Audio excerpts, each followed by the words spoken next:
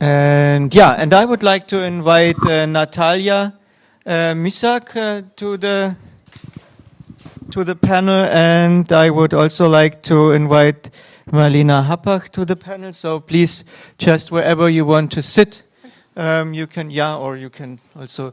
And I also wonder if we have someone from the audience, not from the audience, from our panelists. That's what we actually plan to do, but I'm not sure. I actually wanted to have here Hanna Bonda with us, as she represents the Ukrainian government, and also took us some much effort to invite her, but she unfortunately could not stay with us. So I would leave it to who has power. I would ask you who has power, who wants to. Then we have one on and another seat. We can also leave it open, and whenever someone has the feeling to join us, then please do so. Like you can remember from yesterday, we had the chance Lenka taking up some questions on the lecture of Joanna Kusiak, and today we have two guests to do so, and I would like to introduce first of all Marlena Happach. Yes, she's an architect, she's an urban planner, she's a social activist. You all have all these double and triple roles, but who doesn't? And she co-founded the Odblokui Unlock Association and served on the board of the Warsaw branch of the Association of Polit Architects. And as I said, you're at the moment director of the National Institute for Cultural Heritage, or acting director. Probably you can specify what kind of perspective this means for your personal and professional future. But I'm very glad that you're here. As we were also struggling to have someone from the Polish government, so you're the closest to the Polish government we could get. So that makes you, of course, a very special VIP for our small little conference here. I'm also very glad to welcome Natalia Misak. I'm also very tired. I have to unfortunately need the help of my notes to introduce you properly. She has worked as a project manager and board member. Oh, I'm sorry. No, I slipped. Natalia Misak. So sorry. Natalia Misak is an independent researcher and architect. She holds her PhD in history and theory of architecture.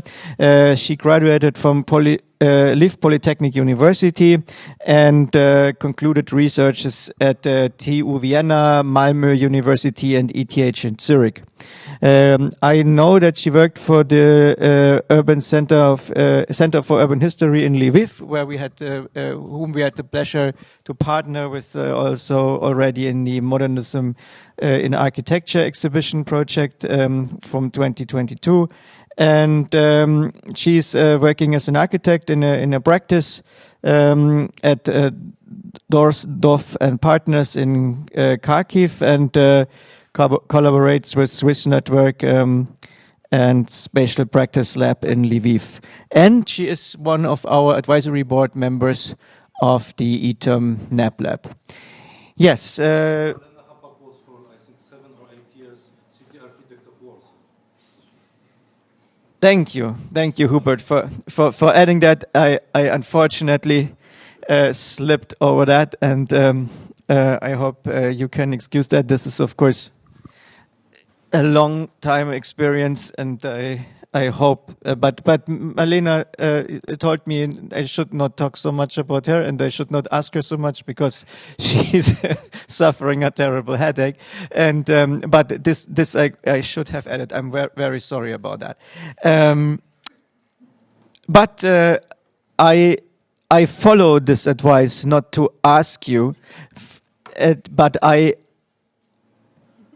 asked you to ask something, and you agreed to that. And I would love to start with you. You listened carefully to the keynote of Lenka, and I would be very happy if you share with us whatever you want to share with us. But if you have some questions to Lenka, I would highly appreciate that.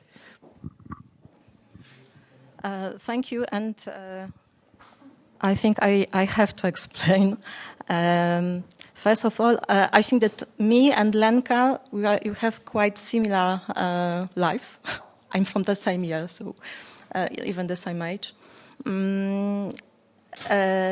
Yes, I work as a city architect of Warsaw for 8 years.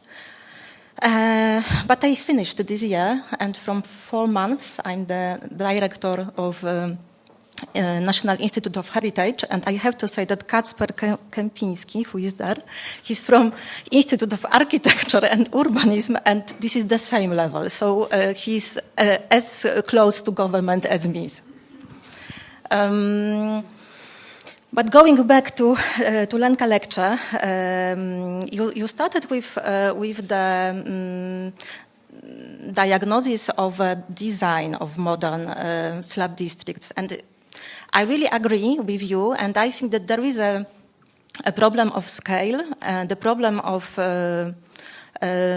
identity of buildings, identity of flats, and there is something completely opposite to resilience.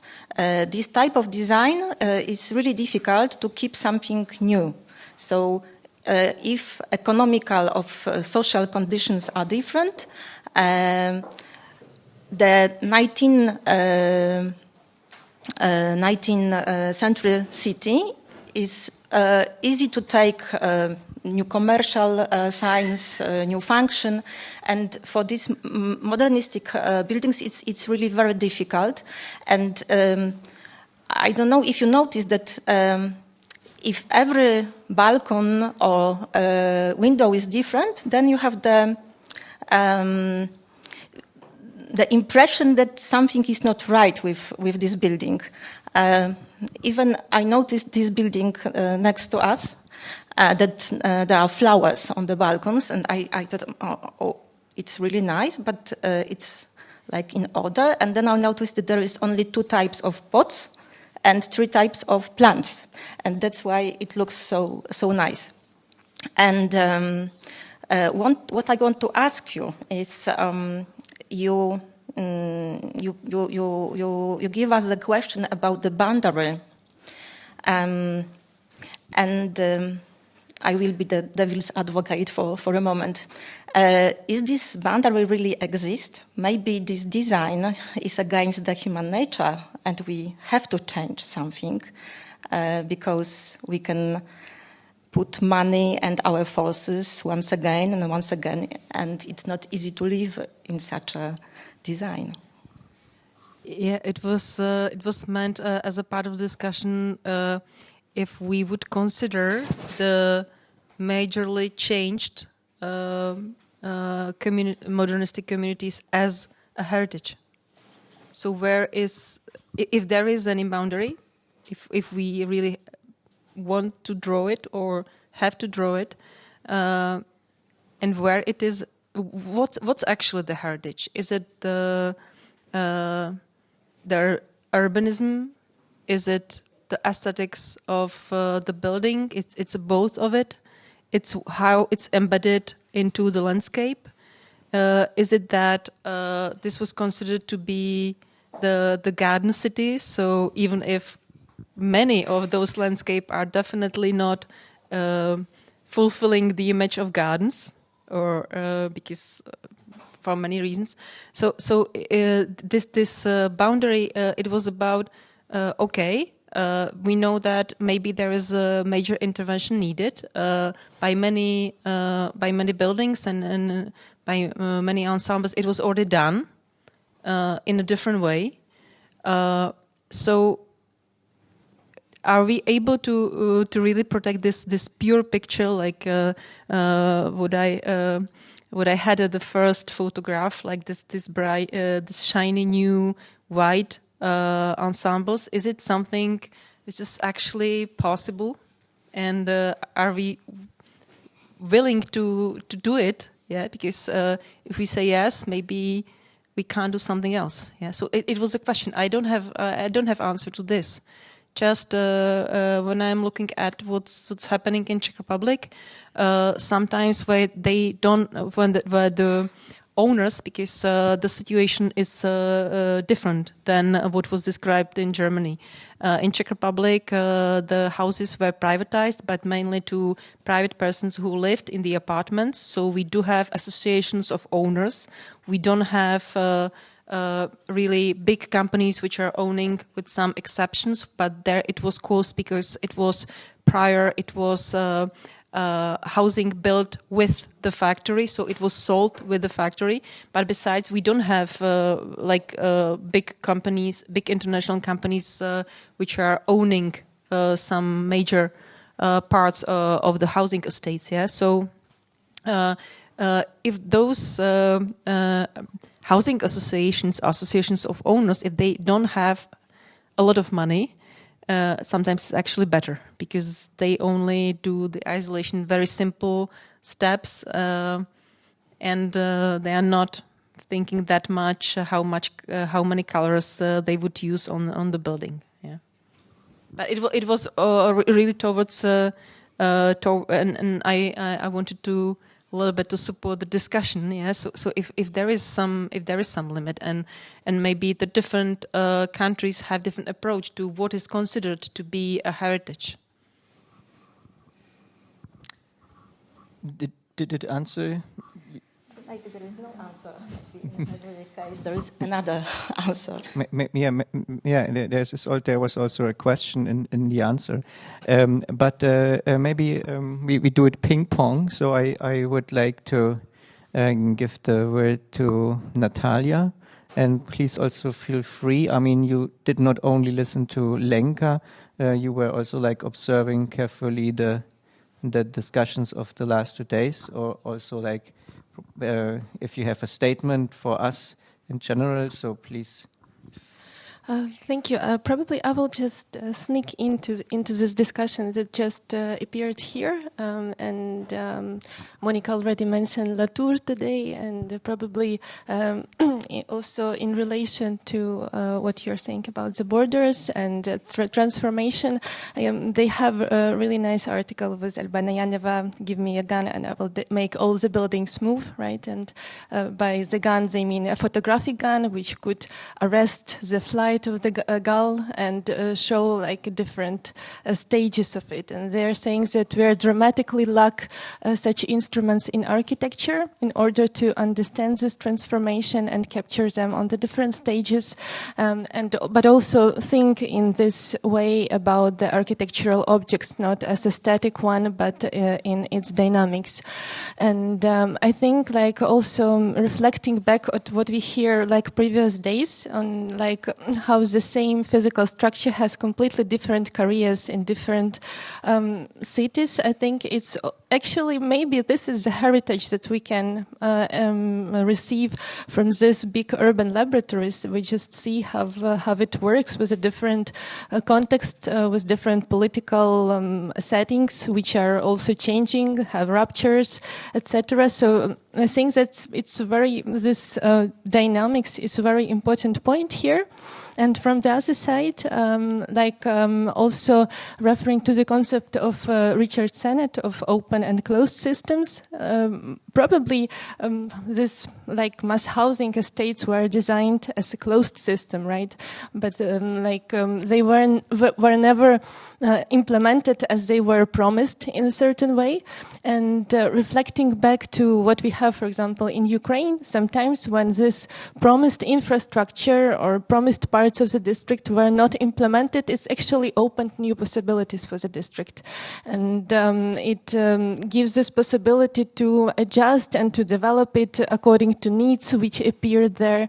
And this dynamics actually was something that gives this positive way of looking. Therefore, I'm also thinking, do we need actually this border of modernism, even if we are, if play this mind games, right, and think that the modernists say that modernists should be we should, I don't know, substitute modernism when it is outdated, then do we think about it in this pre-modern way of heritage or something? So I think also what you showed, that this fluidity of the space is very important, and adjustments of like people who are living that. So yeah, I just think that in terms of these borders and the way how we consider it, probably it's I would say it's a strong point that it has its like dynamics of change. You know. Yeah, thank you so much. And would you add a question to that, to Lenka? Probably just to pass it for. Yeah, so probably also probably built on that, you also showed a lot of projects of the infrastructure, right? It's also something which is very modernist concept in a certain way, but then when you make it in this very sensitive way, in the, like, I don't know, in the texture of the historical city, so it has completely different different effect. And I was wondering about this agency, right, that you mentioned. How do you see who should be the main agents now, and how it has changed during the last decades, probably in Prague? So who should be the main, who is acting in the modernistic neighborhood, or? I mean, for these new projects of infrastructural projects, who are the main agents of this change? Yeah, in the infrastructure projects, there is mainly some new rail tracks, for example, needed. So this was the railway to the airport. So it's just the project is pushed by the state. So there is no question involved in the project. It's just we are building the rail track through your area to the airport. We are building new ones, and the only question is how it would influence the neighborhood and what could be done with the interconnection. If it will be aesthetically destroying the neighborhood, or if there are some opportunities which are connected with the project. So generally those infrastructure projects, but it's on the level of neighborhood. Maybe on the level of the city they have bigger powers to really oppose them, but from the experience of Prague, the urban planning in Czech Republic is really state-centered a lot. Yeah, so that is just happening, and then you can react, you can propose, you can discuss up to the end of the day.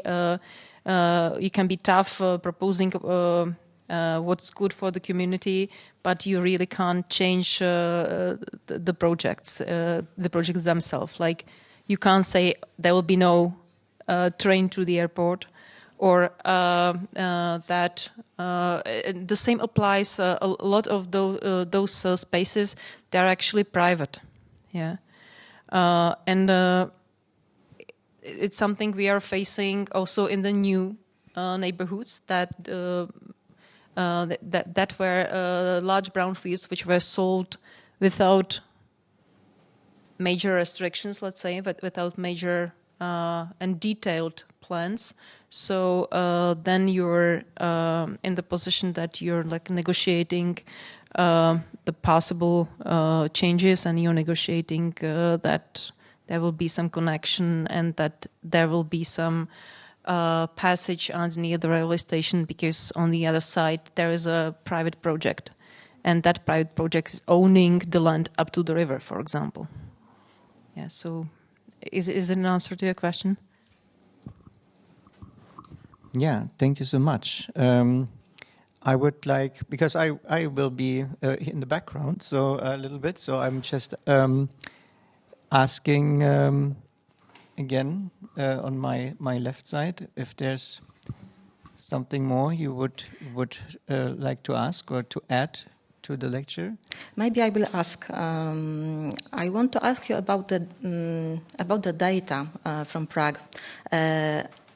I started my work with lab districts when during my diploma project. It was 25 years ago. It was about modernization of a state, and I spent a few months in Berlin observing Marzahn and Hellersdorf to learn how to do it in Warsaw. And at this time I checked the statistic about all prefabricated estates in Warsaw, and it was really very difficult to find the numbers to prove that there is a social problem, because there was no, victims of crime or very young mothers and so on. And then I started to work with the city, and during the project for revitalization for Warsaw, it was kind of research to find the spaces with the problems. And of course, in our city, it's always Praga district on the right side of the river, so I expect that every data show this district as a terrible one. And then I noticed a little red dot on the other side of the river. And I noticed that it's Hubert showed you the odblokuj action Służew nad Dolinką. So it is the same estate. When we started our organization, it was the first estate to show as a model one, as the good one, and the red dot was there. I checked it, and it was because of the number of. We called it in Poland blue card. It means that this is a family with violence problems. Homicide. Yeah, exactly. And at this moment, I realized that something is happening all the time. And that's why I want to ask you: do you observe the data like this, and do you can you find the difference now between the types of architecture? Okay, we don't really have. We have two parts of Prague 7. One is the upper part. You can describe it as a Buddha and pest. Yeah. So there are two parts. One is upper part, nearer to the castle, more fancy with the more beautiful apartments. And the other one was former industrial area with another mixture of types of architecture. But to start with the data, we have quite a lot of data from different resources. We are even making our own research in data, like demographic data, because our city district is growing, and that quite rapidly, because on the places of those industrial areas there are new and new projects, primarily with housing estates, a lot of apartments, and plus we do have this 100 hectares empty in the middle of the Prague 7. And this is a real problem, because from the state level, there's a lot of demands which are directed to the city district. For example, we have to provide places in the kindergartens for all the children which are older than 3 years, and we have to provide the places in the primary schools for everyone. But there is not the second part of it, so how it will be financed. So we did this competition for the school, but we don't have the money to build it.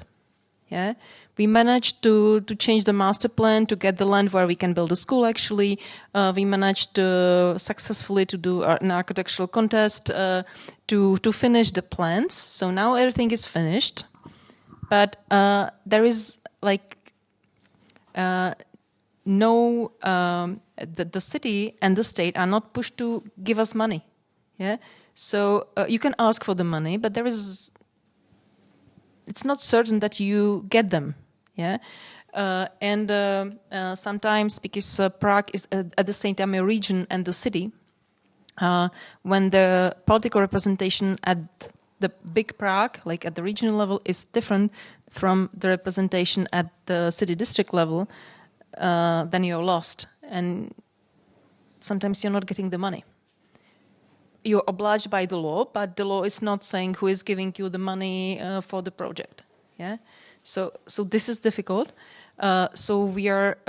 This is also why we are running different also studies, so we can be sure how many children we will have in next year and in 5 years and in 10 years.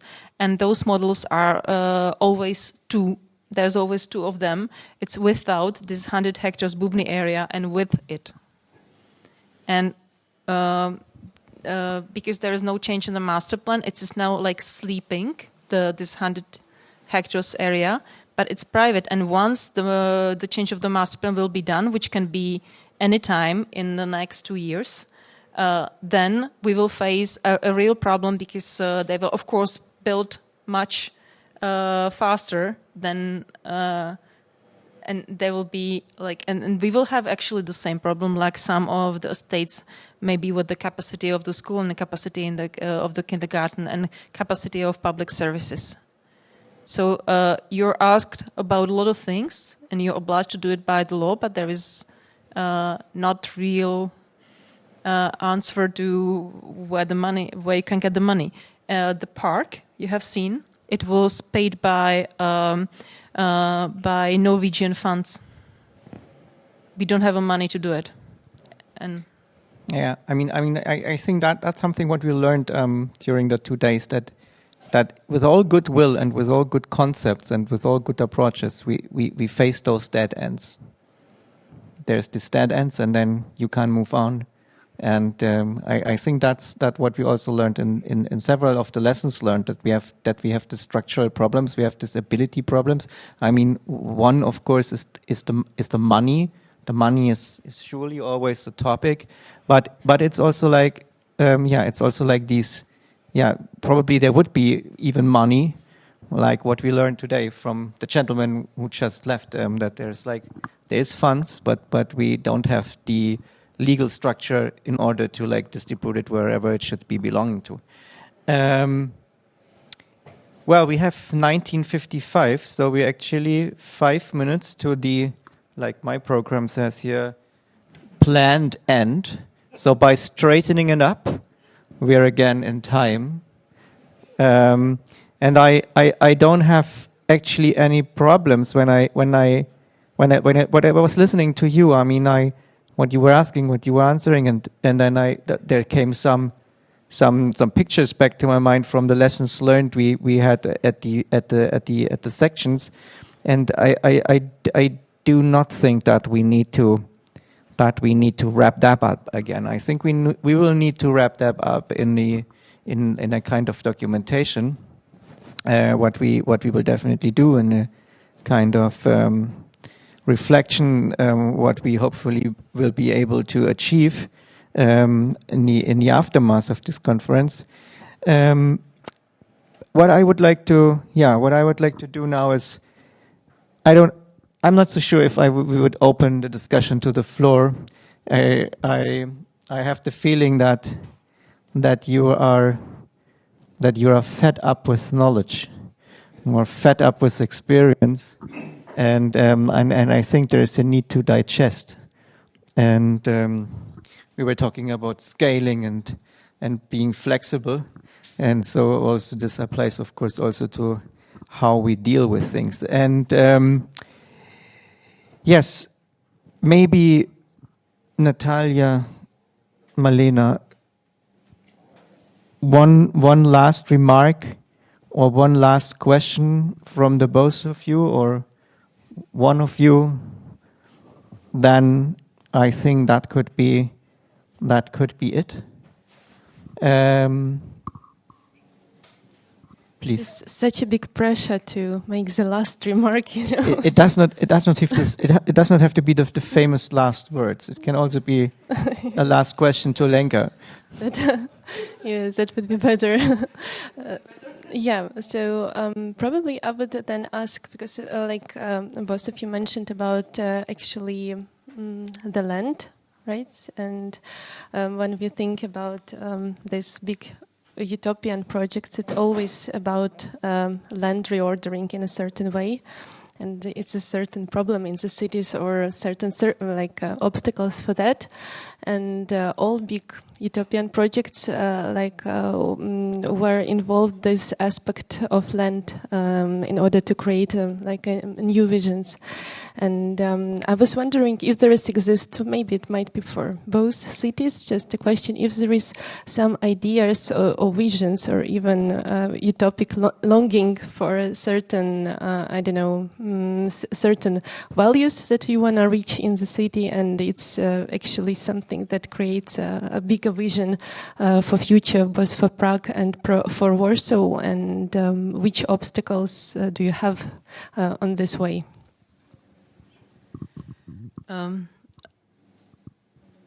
First, when I entered 10 years ago this area, I thought that we will be creating the big visions for the cities of tomorrow.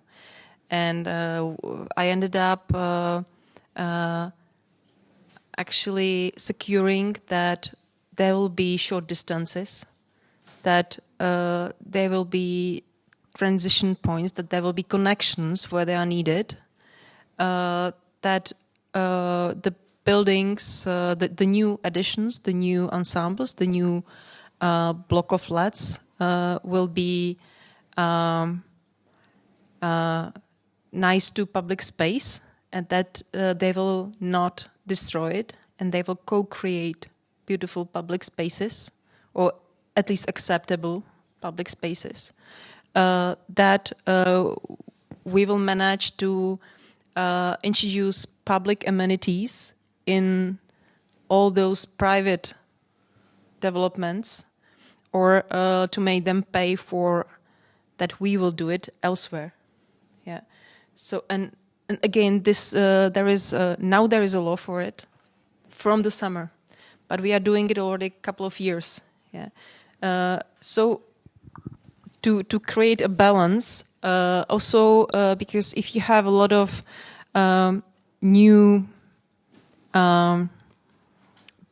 buildings in the area, of course you have to be sure that the inhabitants who are already there, they will have something for them, that the situation for them is not worse, and that it improves somehow. Yeah, that included the large participation, and we spent a lot of time to convince the developers, the private developers, that they should speak actually with the people who are living in the area to find out what they actually need, and trying to fulfill also the needs of the people who are already there.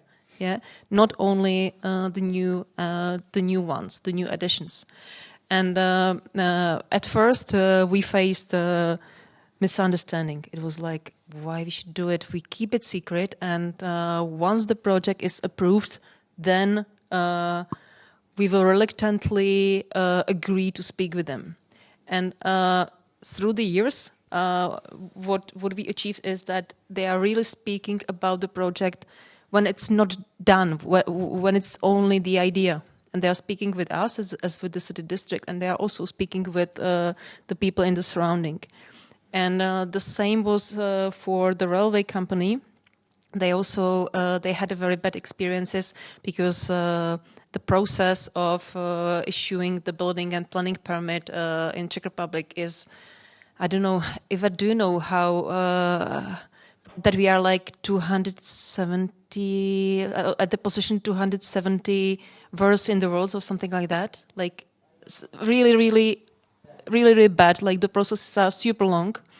So also the railway company was not really willing to speak with the people who were directly influenced, because this new railway goes underneath their windows, and we put some pressure and we convinced them that they should do it. And finally, there were no complaints, no official complaints to the building office.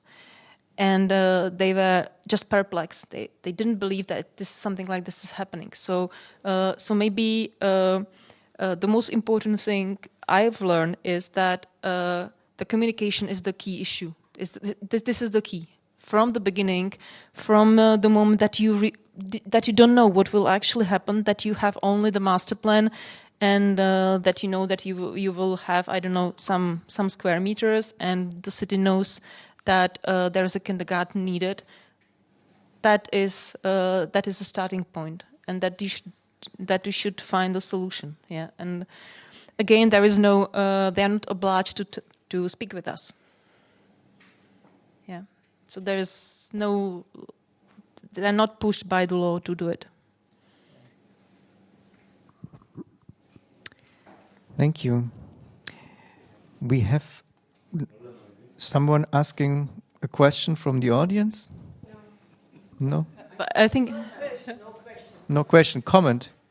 But then please... No, but if I may, it's a little bit... No, I just actually realized, and I would like to thank or to say to Robert that I actually appreciate very much how the program is like organized, and when I see, and why, because I just realized like how much space is given to women power.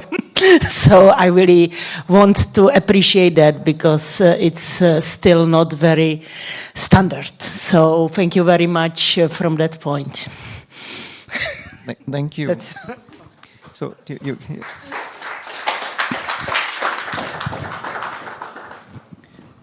Thank you. And we have another comment from... Another comment, yes. Do you see, I'm very disappointed, really. I feel myself so far behind this discussion as citizens of Ukrainian, and because of my country politics, do you see? I heard so many wonderful ideas, proposals, examples, 2 days, these all days. And it was so exciting and interesting for me. And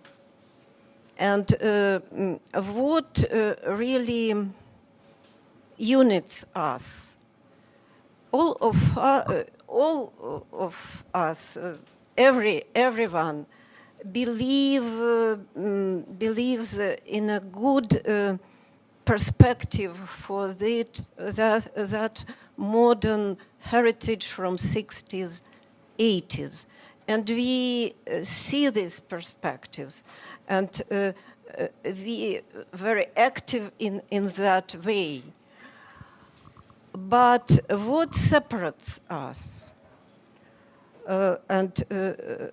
We have a very high borders, really, between us, and I see it.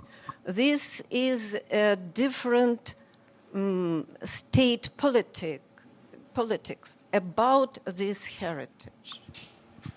And as I heard from Lenka, yes, we have the same problem. Our law don't allow us to see to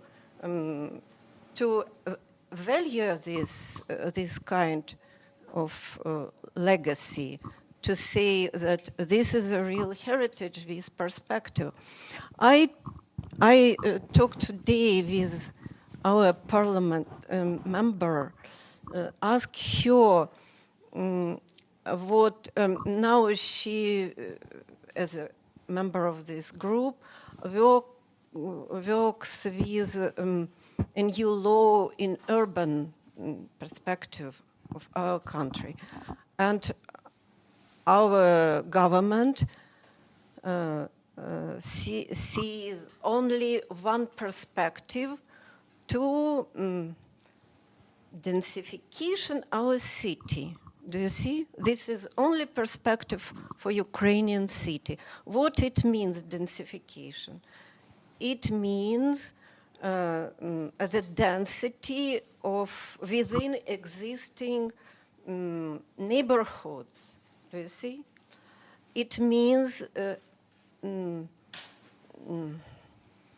worsening ecological situation, worsening a level of living for population.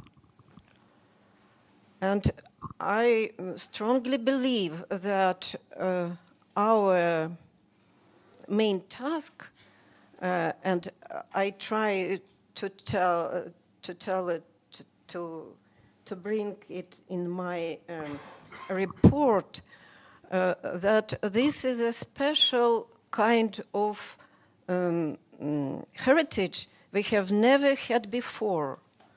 And what should we do to prepare to develop a new approaches, including all things you mentioned these 2 days, activities, public activities, researchers, survey, many things, but it should be common for all of us. And after that, we should push our government to take into account it. In that way, we say, look at it. In Halle, it is possible. Why it is not possible in Ukraine? Do you see, as a wonderful example, and it will be for all of us. And this is, it seems to me, main task.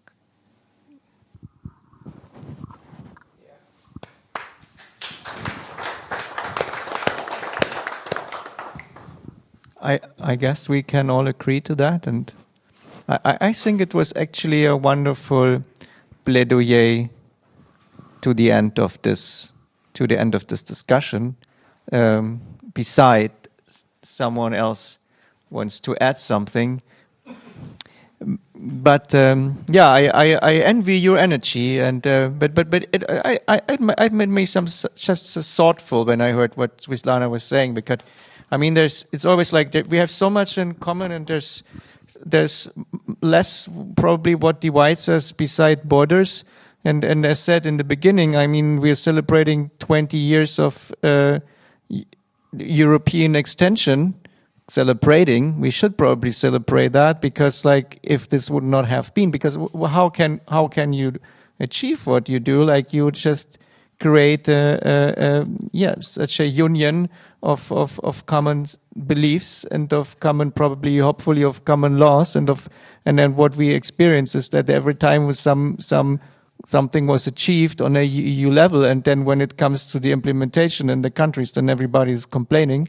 I think if 20 years ago this would not have happened, that we extended the European Union, we would not discuss about such common grounds probably, and it would be much more fragmented. And probably when Ukraine would find a way in the Union, probably then there would be more in common on a governmental basis. But of course, it's not predictable. We see also the cases what we have within the Union, that there is it's not appreciated, and it's probably more appreciated from the outside, and that would be probably true for some persons in power in Hungary. So I envy your energy to add some comment. Please, Sultan, add a comment. It's much simpler.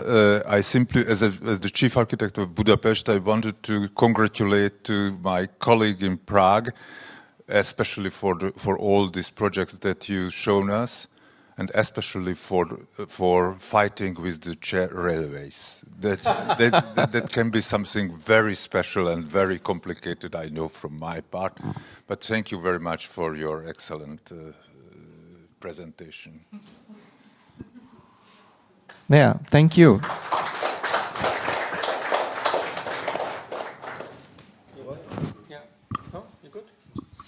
But if you want not, then I accept.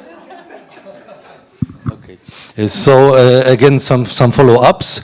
So regarding the anniversary in Poland, there were many events connected with this anniversary, and there were also combined events for example, the events together commemorating 20th anniversary of joining Poland to European Union, 25th of joining to NATO, and 45th of the first visit of Pope John Paul II in Poland. And then following maybe what Svetlana Smoleńska said regarding densification, I think that it is not the question if densify or not, but to find the proper places and the ways for densifying. Because I see that I'm in the advisory committee for the strategy of city of Wrocław, and then we get a document for the strategy which was done by some architectural authority of Wrocław, and then it was not densified at all the modernist settlement, preserved the pavilions in the settlement, and in many cases these pavilions are really good quality, but sometimes it is something made of piece of metal on the way from the settlement through empty space to the tram stop. So in this case, sometimes it is better not to densify, but sometimes it is better. So it is always to look for criteria, and I think that also I go fluently to the question from Lenka about these criteria. I think that the humans, we have a problem that we always want to follow objective criteria. However, in many cases, it is just to discuss the solution. And for example, this criteria of the monumental protection, they want the we are criteria, and we follow the criteria in order not to take authoritarian discussion. But these criteria are also somehow authoritarian. They are discussed together. So I think that regarding the protection, it should be the easy criteria that we protect that what we find valuable. And in each case, we have commonly discuss what we find valuable and protect it. We should not to be in rigid frame that something we protect and something we do not protect, but just what is found to be valuable. And of course, it will be a never-ending discussion regarding that. Thank you. Thank you. I mean, what you basically reminded us of is that we should not plead for the one or the other and look at it always like in a diverse way. And I think that's very true. And I think that kind of is like now we have kind of an thematic arch to the beginning when our minister, before she had to leave, somehow, and I interpreted it like this, that she say, okay, whatever you discuss in these 2 days, whatever you come up with, like suggestions and recommendations, stay complex. Don't try to break it down to the understanding of villages or like small towns. So stay complex. Take it as these complex task. And yeah, of course. So we have to maintain a diverse view. And I can understand what Svetlana said, and I think it was not only about this topic of densification, it was more about that, how can we appreciate what we achieve, how can we pass that what we learned, how can we pass that to the level, to our officials, how can we bring the things on the road, and how we can make sure that we can do it together, and that this sharing of knowledge and this sharing of ideas will be leading to that what it's actually meant for. Well, I have the task, the need to end this conference now.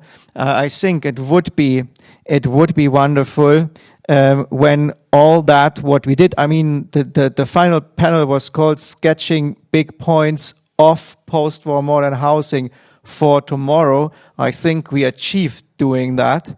We sketched several big points, why and how, and to what extent and in which ways we can sketch a future of post-war modern housing for tomorrow. I think we can say we achieved that. Then the task remaining is to bring that probably to some paper, not because paper we have to probably find some more money, but to record and to collect everything, all the statements. So I will be happy to stay in touch with all of you, and actually this is of course something also we agreed on, and that we document and that we make this what we learned and discussed here available to others, because that's actually the most important point, that we make it available to others and that we spread it. I found, I don't know who came up with that, because I was in the other room, that the Charta of Halle.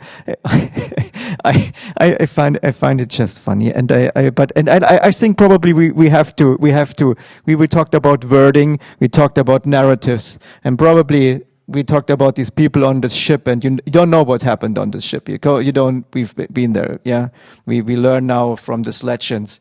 And probably to be visionary and to be positive and to develop narratives and to use wording also as a tool. Probably we could think about calling it like that. Let's see. Okay, so my task was to open.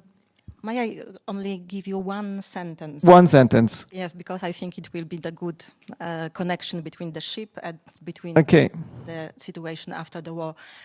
Circus couple, Polish architects who was there, and then the Second War, and completely demolished Warsaw. Completely, 90% of buildings were demolished. And then the architects, the circus couple also said, this is the opportunity for us. Now we can make the most beautiful city on the world. And in this group was the circus family as well. So sometimes this is the hope to do something better, even in these circumstances. You did not mention maybe a report of our... I had almost... We can discuss this. Yeah, that's definitely true. We can continue this, and I guess that I'm not the only person up for a drink and probably something to eat. And we have reserved some tables in a nearby restaurant. It's 5 to 10 minutes walk from here. I think even closer. It's called 3 minutes walk from here, so you can just fall there somehow. It's called the Beer Tunnel. I think that's a promise. It's no tunnel. It's really looks nice. It's a traditional restaurant. It's really a Hallensian restaurant. So probably it's a secret and something. And the only one who accepted the group. Open on Tuesday, because obviously Tuesday is the closing day for very many of the restaurants which were recommended to us, which is of course unfortunate. Yes, and that would be now the thing. Whoever is up for that, we can meet in the front or Google the Beer Tunnel. Is it Beer Tunnel? I think it's Beer Tunnel. It's not Beer Magistrale or Beer something. It's Beer Tunnel. And let's just meet in front and go there. Whoever feels. And here Ben Buschfeld wants to say some last word. Don't be frightened. The last word is just a thank you. A thank you to all the people. A thank you for attending this conference, for bringing in your experience. I think this is very valuable to exchange experience, but also a big thank you to the team of Lichthaus Halle, to the team of Zukunftsgeräusche and the technical stuff, and also to Robert, who was actually the key person to organize the whole thing. And I think it makes great sense to repeat conferences and meeting gatherings, exchange of ideas like that. And I also want to mention that we have 3 different opportunities and excursions tomorrow, so don't miss these opportunities. And now we are in for a beer, I think.